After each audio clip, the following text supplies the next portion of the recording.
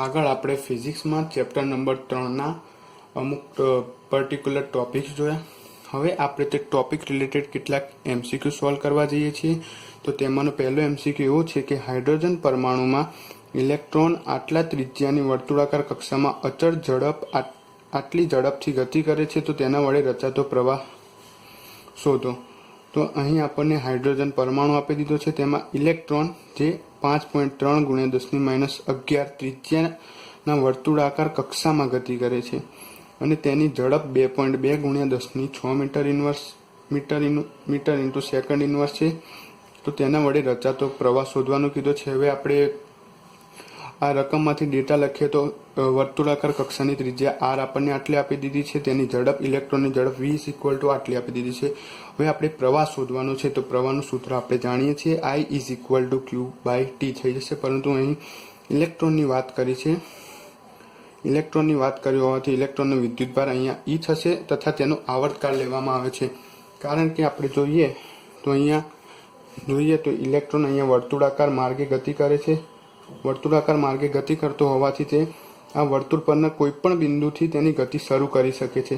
એટલે ધારો કે તેને આ બિંદુથી ગતિ કરીને તે ફરી પાછો આ બિંદુએ પાછો આવે તો તેને એક દોલન પૂર્ણ કર્યું એમ કહેવાય. એટલે કે એક દોલન પૂર્ણ કરવા લાગતો સમય એટલે કે આવર્તકાળ થશે. એટલે આપણે અહીંયા સમયની જગ્યાએ આવર્તકાળ લીધે છે અને આવર્તકાળનું સૂત્ર છે 2πr/v. એટલે I = EV/2πr સૂત્ર આવશે. તે સૂત્રમાં બધી વેલ્યુ મૂકીશું તો આપણને I ની કિંમત 0.106 × 10⁻² મળશે, પરંતુ અહીંયા એવી જાતનો કોઈ પણ ઓપ્શન નથી આપેલ, જેથી તેને આપણે ઘાતમાં ફરીથી ફેરવીશું. તો આ થશે 1.06 × 10⁻³ થશે. 10⁻³ ને આપણે મિલી એમ્પિયર કહી શકીએ છીએ. તેથી આના માટે જવાબ અહીંયા C આવશે. હવે આપણે વર્તુળાકાર માર્ગે ગતિ કરતા ઇલેક્ટ્રોન માટે પ્રવાહનું સૂત્ર આગળ જોયું હતું. તો ડાયરેક્ટ એ સૂત્ર I = EV/2πr લઈને પણ આ એમસીક્યુ કરી શકાય છે. હવે બીજો એમસીક્યુ એવું કહે છે કે પોતાના પરિઘભર લેમ્બડા જેટલી રેખીય વિદ્યુતભાર ઘનતા ધરાવતી r ત્રિજ્યાની એક રિંગ તેના સમતલને લંબ એવી અક્ષને અનુલક્ષીને ઓમેગા જેટલી કોણીય ઝડપથી ભ્રમણ કરતી હોય તો આ રીતે કેટલા વિદ્યુત પ્રવાહનું નિર્માણ થાય. એટલે આમાં રકમમાં એવું આપેલું છે કે કોઈ વર્તુળાકાર રિંગ આપેલી છે જેના પરિઘ ઉપર લેમ્બડા જેટલી વિદ્યુતભાર ઘનતા છે તથા તે ઓમેગા જેટલી કોણીય ઝડપથી આ રિંગ r ત્રિજ્યાની છે જે ઓમેગા જેટલી કોણીય ઝડપથી ભ્રમણ કરે છે. એટલે કે અહીંયા તો આ 2D માં છે, પરંતુ 3 ડાયમેન્શનલમાં જોવા જઈએ તો આ એક રિંગ છે અને આ તેની ભ્રમણાક્ષ છે. એટલે તે આ રીતે ગતિ કરી રહી છે એમ આપણે ધારી શકીએ. હવે આપણને કીધું છે અહીં લેમ્બડા જેટલી રેખીય વિદ્યુતભાર ઘનતા, એટલે આપણે વિદ્યુતભાર ઘનતાનું સૂત્ર લેમ્બડા = Q/L, એટલે કે એકમ લંબાઈ દીઠ પથરાયેલા વિદ્યુતભારને તેની વિદ્યુતભાર ઘનતા કહે છે. પરંતુ અહીં રિંગ આપેલ છે, એટલે રિંગ માટે તો તેનો પરિઘ તેની લંબાઈ થશે, એટલે L = 2πr લઈશું. therefore લેમ્બડા = Q/2πr થઈ જશે. હવે આપણે તો પ્રવાહનું સૂત્ર જોઈએ છે, પરંતુ આ તો અહીંયા વિદ્યુતભાર આવી ગયો, અહીંયા ત્રિજ્યા આવી, તો આપણે Q નું સૂત્ર જાણીએ છીએ કે Q = IT થઈ જશે. therefore લેમ્બડા = I × T થઈ જશે /2πr. I × T/2πr. અહીંયા T આવર્તકાળ, કારણ કે તે ઇલેક્ટ્રોન વર્તુળાકાર માર્ગે ગતિ કરે છે એટલે તેનો આવર્તકાળ હશે. હવે T ની કિંમત આપણે અહીંયા મૂકીએ. T ની કિંમત આપણે આગળ ભણી ગયા છીએ કે આવર્તકાળનું સૂત્ર 2πr/v થઈ જશે. એટલે I × 2πr/v મૂકીશું તો અહીંયા 2πr કટ થઈ જશે. હવે આપણને અહીંયા પ્રવાહ માંગ્યો છે તો પ્રવાહને સૂત્ર કરતા બનાવીશું. તો પ્રવાહ = લેમ્બડા × v થઈ જશે. પરંતુ આપણે જાણીએ છીએ કે v = r ઓમેગા. તો v ની કિંમત મૂકીએ તો I = r ઓમેગા લેમ્બડા થઈ જશે. કારણ અહીંયા કેપિટલ R આવશે, કારણ કે તે આ રિંગની ત્રિજ્યા કેપિટલ R આપેલી છે. તેથી આપણો આન્સર આવશે એ r ઓમેગા લેમ્બડા આવશે. હવે ત્રીજો એમસીક્યુ એવું કહે છે કે અસમાન આડછેદ ધરાવતો એક તાર આકૃતિમાં દર્શાવેલ છે. જો તારમાંથી સ્થિર વિદ્યુત પ્રવાહ વહેતો હોય તો એ થી બી તરફ જતા ઇલેક્ટ્રોનનો ડ્રિફ્ટ વેગ.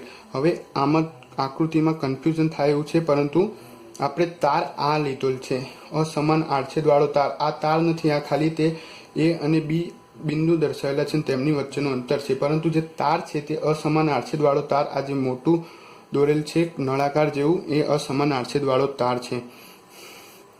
તો વિદ્યુત પ્રવાહ સ્થિર વિદ્યુત પ્રવાહ વહેતો હોય તો એથી બી તરફ જતા ઇલેક્ટ્રોનનો ડ્રિફ્ટ વેગ કેટલો થશે? તો આપણે અહીંયા વિદ્યુત પ્રવાહ ઘનતા J is equal two I/S સૂત્ર જાણીએ છીએ. તમને એવું થશે કે અહીંયા આપણે વિદ્યુત પ્રવાહ ઘનતાનું સૂત્ર કેમ લીધું? કારણ કે આપણે રકમ જોવા જઈએ તો રકમમાં આપી દીધું છે અસમાન આડછેદ અને તેમાંથી પ્રવાહ પસાર થતો હોય. હવે ક્ષેત્રફળ, આડછેદનું ક્ષેત્રફળ અને પ્રવાહ એવું પદ ધરાવતું એક જ જે વિદ્યુત પ્રવાહ ઘનતાનું સૂત્ર છે, તેથી અહીં આપણે વિદ્યુત પ્રવાહ ઘનતાનું સૂત્ર વાપર્યું છે. તથા અહીં સ્થિર વિદ્યુત ભાર એટલે વિદ્યુત પ્રવાહ સ્થિર વહેતો હોવાથી આને આપણે અચળ પણ લઈ શકીએ છીએ. ધેરફોર જે ચલે છે 1/, એ પણ કહી શકીએ. એટલે કે જેમ ક્ષેત્રફળ, આડછેદનું ક્ષેત્રફળ વધે તેમ પ્રવાહ ઘનતા ઘટે છે. હવે પ્રવાહ ઘનતા ઘટે તો તેનો સીધો સંબંધ પ્રવાહ ઘનતાનો ડ્રિફ્ટ વેગ સાથે સંબંધ છે. પ્રવાહ ઘનતા ઘટશે તો I ઇઝ ઇક્વલ ટુ, હવે આપણે જાણીએ છીએ કે જો તેમાંથી પ્રવાહ વહેતો હોય,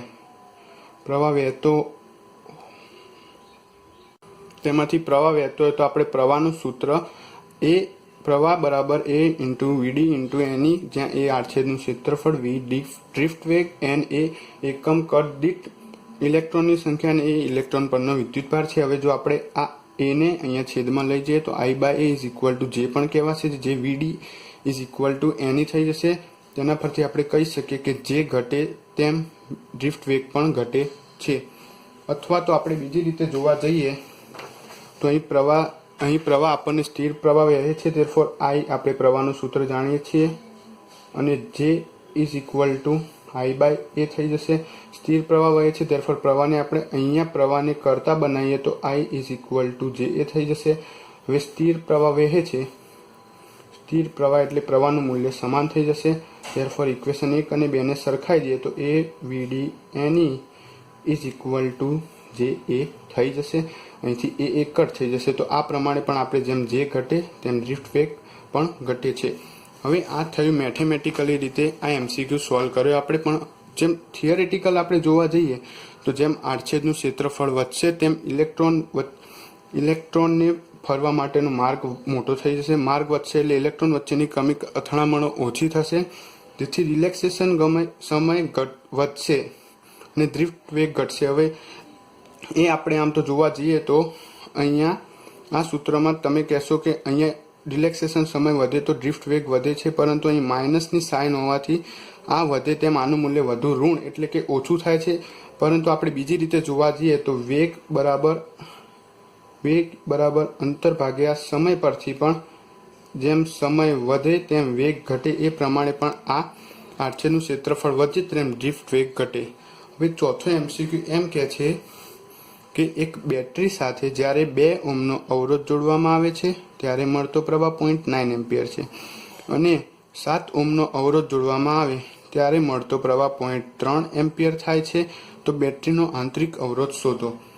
તો આપણે અહીંયા 2 કેસ વિચારીશું. 2 કેસ એવા વિચારીશું કે જેમ કે જો સૌપ્રથમ R1 બરાબર, અહીં બેટરી સાથે સૌપ્રથમ R1 બરાબર 2 ઓહ્મનો અવરોધ જોડીએ ત્યારે તેમાંથી I1 બરાબર આટલા 0.9 એમ્પિયરનો પ્રવાહ વહે છે. હવે આપણે પ્રવાહનું સૂત્ર જાણીએ છીએ કે પ્રવાહ is equal two cool EMF ભાગ્યા કુલ અવરોધ થઈ જશે. અને અહીંયા પ્રવાહ એટલે પહેલા કેસ માટે અહીંયા I1 એટલે I1 આવશે, બેટરીનું EMF E1, બાહ્ય અવરોધ R1 અને આંતરિક અવરોધ R2. હવે કેસ 2 વિચારવા જઈએ તો જ્યારે R2 બરાબર 7 ઓહ્મનો અવરોધ જોડવામાં આવે ત્યારે તેમાંથી આટલા એમ્પિયર પ્રવાહ વહે છે. તો તેના માટે કુલ પ્રવાહનું સૂત્ર આપણે મૂકી દઈશું ફરીથી, કુલ EMF ભાગ્યા કુલ અવરોધ. પરંતુ અહીં એમ રકમમાં એમ નથી કીધેલું કે બે અલગ અલગ EMF ધરાવતી બેટરી સાથે, જેમ કે કોઈ બેટરીનું EMF E1 હોય તો તેને R1 અવરોધ જોડે જોડેલ છે અને કોઈ બીજી બેટરીનું EMF E2 છે તેની જોડે R2 બરાબર 7 ઓહ્મનો અવરોધ. અહીં એક જ બેટરી એટલે કે E1 EMF ધરાવતી અને R જેટલો આંતરિક અવરોધ ધરાવતી બેટરી સાથે બંને અવરોધને જોડેલ છે. એટલે આપણે અહીં કહી શકીએ કે પરંતુ અહીં R1 અને R2 અવરોધોને એક જ બેટરીમાં જોડેલ છે. જો પહેલા એવું બી કર્યું હોય કે પહેલા 2 ઓહ્મનો અવરોધ જોડ્યો હોય તેને નીકાળીને પછી 7 ઓહ્મનો અવરોધ બી કર્યો, અથવા બે જેવી જ બેટરી લીધી હોય તેમાં બંને અવરોધોને જોડી દીધા. એટલે આપણે આના ઇક્વેશન 1 અને 2 પરથી એવું કહી શકીએ કે ઇક્વેશન 2 માં E1 બરાબર E2 બરાબર E તથા R1 બરાબર R2 બરાબર R લઈ શકાય. Therefore I1 is equal two E upon R1 plus small r થઈ જશે તથા I2 is equal two E upon R2 plus small r થઈ જશે. હવે આપણે EMF ને કરતા બનાવીએ તો EMF E is equal two I1 into R1 plus small r તથા EMF E is equal two I2 into R2 plus small r થઈ જશે. હવે ઇક્વેશન 3 અને 4 ની ડાબી બાજુ સરખી હોવાથી તેની જમણી બાજુ આપણે સરખાઈ શકીએ. ત્યારફોર જમણી બાજુ સરખાઈ દેવાની, તેમાં બધાની કિંમતો મૂકી દેવાની. કિંમતો મૂકીને આપણે સાદું રૂપ આપીશું. તેથી આંતરિક અવરોધ R ઇઝ ઇક્વલ ટુ 1/2 એટલે કે 0.5 ઓહ્મ એટલે કે ઓપ્શન એ મળશે આપણને. હવે આપણે MCQ નંબર 5 તરફ જઈએ તો MCQ નંબર 5 એવું કહે છે કે એક વાહક તારને વિદ્યુત ક્ષેત્ર લાગુ પાડતા તેમાં પ્રવાહ ઘનતા આટલી 2.5 ampere into metre raise to -2 માલુમ પડે છે, તો વાહકની અવરોધકતા શોધો. હવે આ તો એકદમ સિમ્પલ અને ઇઝી દાખલો છે. આપણે વિદ્યુત પ્રવાહ ઘનતાના વિદ્યુત ક્ષેત્રના પદમાં સૂત્રો જોયા હતા. તેમાંથી એક સૂત્ર E is equal to J into rho, જ્યાં જે વિદ્યુત પ્રવાહ ઘનતા અને રો અવરોધકતા છે. આપણે અહીંયા અવરોધકતા શોધવાની છે, તો અવરોધકતાને સૂત્ર કરતા બનાવીએ તો અવરોધકતા રો ઇઝ ઇક્વલ ટુ વિદ્યુત ક્ષેત્ર E બાય પ્રવાહ ઘનતા. અહીંયા મૂલ્ય 5 ગુણ્યા 10 ની 8, આ 2.5 ને 25 ગુણ્યા 10 ની -1 લખાય. પાયો 25 એટલે 1/5.2 થશે અને આ ઉપર જાય તો 10⁻⁷ થઈ જશે. પણ એવો આપણને કોઈ આન્સર અહીંયા ઓપ્શનમાં નથી, તેથી આપણે આની પોઈન્ટ ખસેડીએ તો 2 ગુણ્યા 10 ની -8 ઓહ્મ ઇન્ટુ મીટર, જે આપણો ઓપ્શન બી છે. હવે છઠ્ઠો MCQ આ રીતનો છે કે કયા તાપમાને તાંબાના વાહકનો અવરોધ તેના 0 ડિગ્રી સેલ્સિયસ તાપમાનના અવરોધ કરતાં બમણો થશે. હવે આપણે રકમ પરથી પહેલા તે કયા ટોપિકનો દાખલો છે તે નક્કી કરવું પડે. અહીં તાપમાન અને અવરોધ તથા અહીંયા આલ્ફા મેન આપી દીધો છે, એટલે આ આપણે કહી શકીએ કે આ અવરોધનું તાપમાન સાથેના સંબંધ પરનો દાખલો છે. ધેરફોર અવરોધના તાપમાન સાથેના સૂત્ર પરથી R2 is equal two R1 into 1 plus alpha T2 minus T1 લખી શકીશું. અહીં T1 આપણને 0 ડિગ્રી સેલ્સિયસ આપેલ છે, અહીં T2 ફાઇન્ડ કરવાનું છે આપણને. તથા આલ્ફાનું કિંમત 3.9 ગુણ્યા 10⁻³ આપેલ છે. પરંતુ અહીં આપણે જે આલ્ફાનો એકમ છે તે વધુ ધ્યાનમાં લઈશું, કારણ કે આપણને ઓપ્શનમાં દેખો અહીંયા સેલ્સિયસ અને કેલ્વિન આપેલું છે.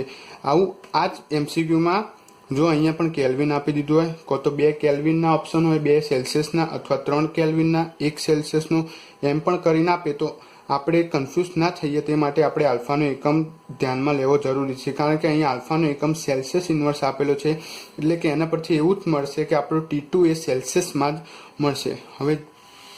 હવે આપણે એવું ધારી લઈએ કે ધારો કે 0 ડિગ્રી સેલ્સિયસે તાંબાના સુવાહકનો અવરોધ R2 બરાબર R છે તથા T2 તાપમાને તે બમણો થાય છે. તો R2 બરાબર T2 તાપમાને બમણો થવાથી તેનું મૂલ્ય R2 is equal two R કરતાં બમણો એટલે 2R થશે. હવે R1 અને R2 ની કિંમત આપણે પેલા સૂત્રમાં સબસ્ટિટ્યુટ કરીશું, તો 2R is equal two R into 1 plus alpha T2 minus T1 બરાબર 0 ડિગ્રી સેલ્સિયસ છે. હવે આપણે આ 1 ને આ બાજુ લઈ જઈને આલ્ફાને ભાગાકારમાં લાવી દઈએ તો 2 minus 1 by alpha is equal to T2.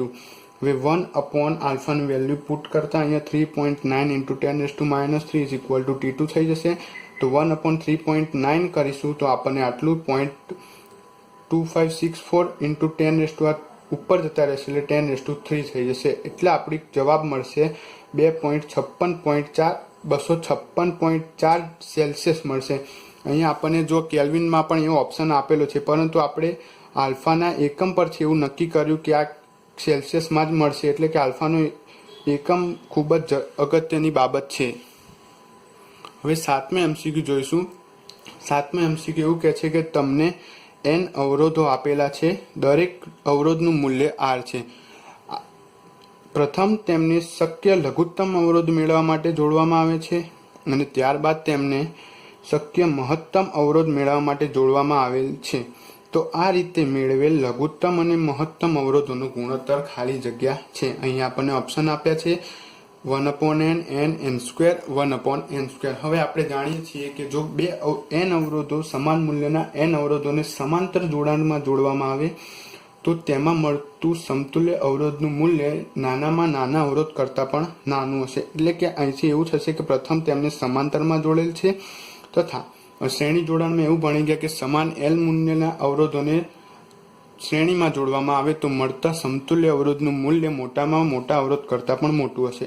એટલે એ તો અહીંયા ક્લિયર છે કે પ્રથમ તેમને સમાંતરમાં, ત્યારબાદ તેમને શ્રેણીમાં જોડેલ હશે અને તેમનો ગુણોત્તર કીધો છે. તો પ્રથમ સમાંતરમાં આપણે સૂત્ર જોઈએ તો સમાંતરમાં જોડેલા હોવાથી તેમના સમતુલ્ય અવરોધનું સૂત્ર થઈ જશે R/n થઈ જશે, જેને આપણે લઘુત્તમ માટે કહી શકીએ. લઘુત્તમ અવરોધ મેળવવા માટે તેને ઇક્વેશન નંબર 1 આપી દઈએ. પછી આપણે શ્રેણી જોડાણમાં સમતુલ્ય અવરોધનું મૂલ્ય મોટામાં મોટા અવરોધ કરતાં પણ મોટું, તેથી તેમને શ્રેણીમાં જોડવામાં છે. તેમનો સમતુલ્ય અવરોધ આપણે R' કહીશું તો R' = NR એટલે કે મહત્તમ અવરોધ મળશે. હવે 1/2 કરીશું તો R/R' = R/n × NR થઈ જશે. અહીંયા R કટ થઈ જશે. therefore આપણને n × n 1/n અહીંયા n સ્ક્વેર થશે. therefore R/R' = 1/n² મળશે. હવે 8મો MCQ 3 એમ્પિયર પ્રવાહનું વહન કરતા 3 મીટર લાંબા વાહકના એક ઇલેક્ટ્રોનની ડ્રિફ્ટ વેગથી એક છેડાથી બીજા છેડા પર જતા કેટલો સમય લાગશે? અહીં વાહકના આડછેદનું ક્ષેત્રફળ, ઇલેક્ટ્રોનની સંખ્યા ઘનતા આપી દીધી છે. તો હવે આપણે પ્રવાહનું વહન થાય છે, તેથી પ્રવાહનું વહન થાય છે, ડ્રિફ્ટ વેગ પણ આપેલો છે, ક્ષેત્રફળ પણ આપેલું છે. એટલે આપણે કહી શકીએ કે અહીંયા I = AVD સૂત્રનો ઉપયોગ કરી શકીશું. અહીંયા આપણે ડ્રિફ્ટ વેગ આપણે અહીંયા સમય શોધવાનો છે. therefore આપણે ડ્રિફ્ટ વેગને ટેમ્પરરી ડ્રિફ્ટ વેગને કરતા બનાવેલ છે. therefore ડ્રિફ્ટ વેગ = I/ANE. હવે અહીં વેગ બરાબર અંતર ભાગ્યા સમય લઈએ તો અંતર અહીંયા L જેટલું ધારીએ તો L અંતર ભાગ્યા સમય T = I/ANE થઈ જશે. હવે એમાં આપણે સમય શોધવાનો છે તો T ને કરતા બનાવીએ તો T = A × N × E × L/R, જ્યાં L એ લંબાઈ છે, L એ તારની લંબાઈ છે. તથા હવે બધાની કિંમત આપણે આમાં મૂકીશું તો આપણને આટલો જવાબ મળશે 27.2 × 10⁻³ તો આપણે તેને ઓપ્શન પ્રમાણે સેટ કરીને લખીએ તો T = 2.72 × 10⁴ સેકન્ડ મળશે. હવે તમને એવું થવું જોઈએ કે આપણે ડ્રિફ્ટ વેગનું સૂત્ર VD = E/m × τ કેમ ના લીધું? કારણ કે જો આપણે આ સૂત્ર અહીંયા મૂકીશું તો ટાઉ તો મળશે, પરંતુ આપણી જોડે વિદ્યુત ક્ષેત્રનું મૂલ્ય અહીંયા અવેલેબલ નથી, તેથી આપણે આ સૂત્ર વાપરી શકાતું નથી. એટલે આપણે અહીંયા અંતર ભાગ્યા વેગ બરાબર અંતર ભાગ્યા સમય વાળું સૂત્ર વાપરીશું. અહીં જો ડ્રિફ્ટ વેગનું સૂત્ર વાપરીશું આ E/m × τ તો આપણી પાસે અહીં વિદ્યુત ક્ષેત્ર અવેલેબલ નથી, તેથી આપણે આ સૂત્ર વાપરી શકાતું નથી. હવે 9મો MCQ એવું છે, એક તારને નિયમિત રીતે ખેંચીને તેના આડછેદનું ક્ષેત્રફળ 1/n ગણું, જ્યાં n > 0, કારણ કે જો અહીંયા 0 હોય તો ઇન્ફાઇનાઇટ 1/0 ઇન્ફાઇનાઇટ થઈ જાય, એટલે n > 0 અહીંયા શરત આપેલ છે, કરવામાં આવે તો નવો અવરોધ કેટલો થાય? હવે તમે અહીંયા ધારો કે તારનો અવરોધ R1 અને આડછેદનું ક્ષેત્રફળ A1 છે. હવે તારને ખેંચીને તેનું આડછેદનું ક્ષેત્રફળ 1/n ગણું કરવામાં આવે ત્યારે મળતો નવો અવરોધ R2 થઈ જશે. હવે જો ક્ષેત્રફળ 1/n ગણું કરવામાં આવે તો ક્ષેત્રફળ A2 = 1/n એટલે આપણે કયા ક્ષેત્રફળ જે પહેલા A1 ક્ષેત્રફળ હતું એનું 1/n ગણું કર્યું, therefore A2 = 1/n × A1 લખી શકીશું. હવે મેં અહીંયા લખ્યું R ચલે છે 1/a². આપણે આગળ શોર્ટ ટ્રીક બધી જોઈ જ ગયા છે અવરોધોની. અહીંયા જ રિપીટ હું એક કહું છું કે અહીંયા પેલું તમે કહેશો કે R = ρ × L/A સૂત્ર થશે, તો તમે 1/a² કેમ લીધું? આ સૂત્ર L લંબાઈ અને એ આડછેદવાળા લંબચોરસ સુવાહક માટે હતું. રિપીટ કરું છું કે આ સૂત્ર L લંબાઈ અને એ આરછેદ વાળા લંબચોરસ સુવાહક માટે હતું. ધેરફોર આને આપણે ઉપર નીચે a ઇન્ટુ a વડે ગુણીશું તો ઉપર કદ ભાગ્યા a સ્ક્વેર થશે. ધેરફોર r ચલે છે 1/a સ્ક્વેર થઈ જશે. ધેરફોર r ચલે છે 1/a સ્ક્વેર પરથી r1/r2 is equal two a2/a1 થઈ જશે. આમાં આપણે નવો મળતો અવરોધ એટલે કે r2 ફાઇન્ડ કરવાનો છે, તે આપણે ધ્યાનમાં રાખીશું. અહીંયા r1/r2 is equal two a2 is equal two a1/n થઈ જશે. તો તેની કિંમત મૂકીશું તો a1 કટ એટલે 1/n નો હોલ સ્ક્વેર થઈ જશે. Therefore r1/r2 is equal two 1/n square થઈ જશે. હવે આપણે r2 ની કિંમત શોધવાની, તો r2 ને સૂત્ર કરતા બનાવીએ. Therefore R2 is equal to n square into R1. તેથી મળતો નવો અવરોધ પહેલા કરતા n સ્ક્વેર ગણો થશે, એટલે કે અહીં જવાબ આવશે બી, n સ્ક્વેર ગણો થશે. હવે લાસ્ટ અને થોડો ઇઝી પરંતુ થોડો આમ ટ્વિસ્ટેડ MCQ છે, તેથી ધ્યાન આપજો આમાં થોડું. કે સમાન આડછેદ ધરાવતા R અવરોધવાળા એક વાહક તારને 20 સરખા ભાગમાં કાપવામાં આવે છે. આમાંના અડધાને શ્રેણીમાં, બાકીના અડધાને સમાંતરમાં જોડવામાં આવે છે. આ બધા ટુકડાનો અસરકારક અવરોધ કેટલો હશે? અહીં સમાન અવરોધ અને સમાન અવરોધ ધરાવે છે, તેમને સરખા 20 ભાગમાં કાપવામાં આવેલ છે. તો અહીં તારના સરખા 20 ભાગ કરવામાં આવે છે. અહીં તારના અવરોધનું સમાન દરેક અવરોધનું મૂલ્ય નહીં, પણ અહીં તારના અવરોધનું મૂલ્ય r થઈ જશે. હવે તે તારના અવરોધને આપણે 20 ભાગમાં કાપવામાં આવે છે. તેમાંથી 10 ને શ્રેણીમાં જોડવામાં આવે તો શ્રેણીમાં સમતુલ્ય અવરોધ RS is equal two 10R થઈ જશે. અને બાકીના 10 અડધાને સમાંતરમાં જોડવામાં આવે તો તેમનો સમતુલ્ય અવરોધ R parallel is equal two R/10 થઈ જશે. હવે પછી એવું કીધું છે કે તેમના સંયોજનને આ બે મળ્યું તેમના સંયોજનને ફરીથી શ્રેણીમાં જોડવામાં આવે છે. તો આ બે સંયોજનને ફરીથી શ્રેણીમાં જોડીએ તો R equivalent is equal two R series plus R parallel થઈ જશે. R સિરીઝનું મૂલ્ય 10R પ્લસ R/10 થઈ જશે. તો અહીંયા આપણે લસા લઈશું તો 100R પ્લસ R ભાગ્યા 10 થઈ જશે. Therefore R EQ is equal two 101R/10. આપણે આવો જવાબ આવી જાય એટલે આપણે ખુશ થઈને ઓપ્શન જોઈએ, પણ ઓપ્શનમાં તો એવું કંઈ જવાબ આપેલો જ નથી, પરંતુ અહીં સીમાં 101R/200 આપેલ છે. તો આપણે પહેલાં ઉતાવળ કર્યા વગર આપણે રકમ સરખી વાંચીએ તો આ બધા ટુકડાનો અસરકારક અવરોધ કીધો છે, સંયોજનનો અસરકારક અવરોધ નથી કીધો. આપણે અહીંયા સંયોજનનો અસરકારક અવરોધ શોધી લાયા છીએ.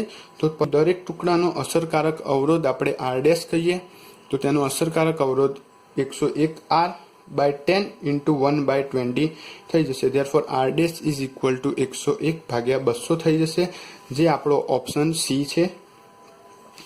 હવે આ કેવી રીતના આવ્યું? તો આપણે અહીંયા ત્રિરાશિ પણ લઈ શકીએ છીએ કે આખા સંયોજન એટલે કે 20 અવરોધનું જે સંયોજન છે તેનો અવરોધ આટલો થઈ જશે, તો એક અવરોધનો કેટલો થઈ જશે?